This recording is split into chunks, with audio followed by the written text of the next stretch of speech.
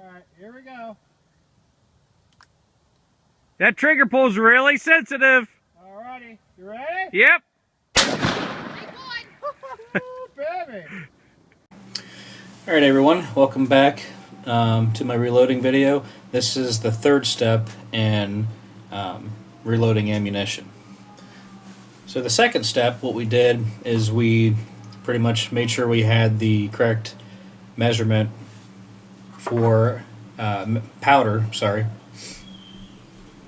for the bullets that we're making. So as you can see, we put about 42 grains of powder in the Smith & Wesson 500 rounds that we're reloading. So the next step is we want to be able to seat the bullet, and what I'm going to be doing is I'm going to be adding a crimp to the bullet. So this is the seating and crimp die. So we'll go ahead and put that into place. You hear the screaming kids. I apologize about that. They're upstairs having fun. Alright. So here's the bullets. So I'm going to be placing one of these in here. And the first step that we did is we put a primer in the bottom of our case and we expanded the opening of this so the bullet would sit. So as you can see, the bullet sits in there just in the top. You just want to expand it enough to where the bullet would sit on top. So let me show you what a case looks like without expanding it.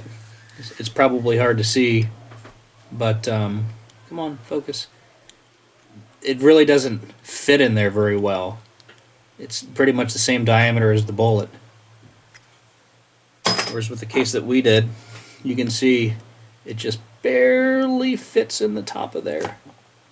That's pretty much what you're aiming for when you expand your case. Okay, so enough of that. So what I'm going to do is I'm going to put the bullet right here on top.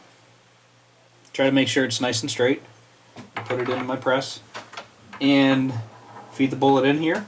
So it's going to seat the bullet. And then I'm going to give it another little extra push, and what that's going to do is it's going to apply a crimp onto the bullet. I have this pretty much set up because I reloaded some of these the other day. So I'm just going to give a little push. And then there's our new bullet, seated, and it's crimped on the end. Now just for comparison's sake, these are some bullets that I had bought. The 500's pretty expensive to shoot. 20 bullets here cost me, Hornady bullets, $65. Now I just reloaded the exact same bullet, okay? So the one on the left, this is my reload.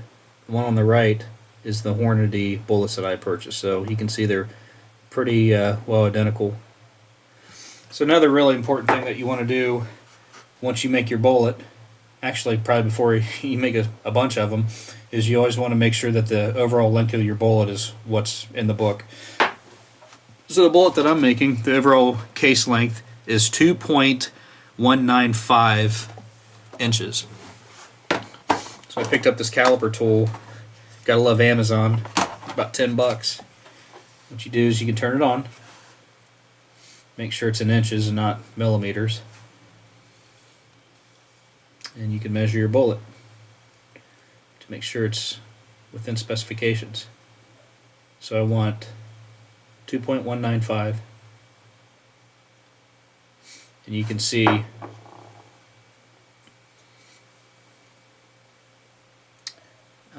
pretty well dead on. That's how you know you have a good round. So once that's done, you will do the same thing for the other bullets as well.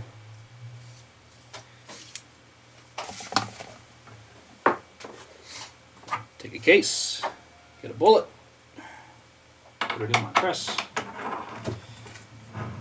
crimp,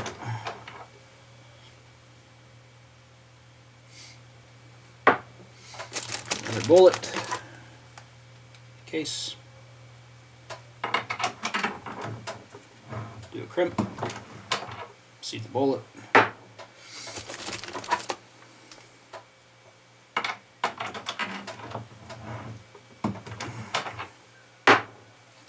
last bullet here.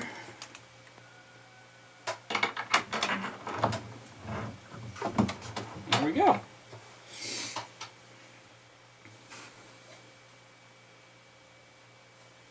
So this bullet, you buy it in the store, about $3 a pop.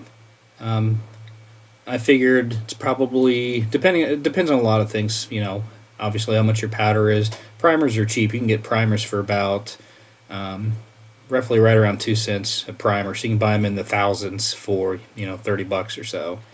And then the bullet, these bullets are what I would consider relatively expensive. About a 50 pack of these Hornady bullets, I think it was about $23, $24.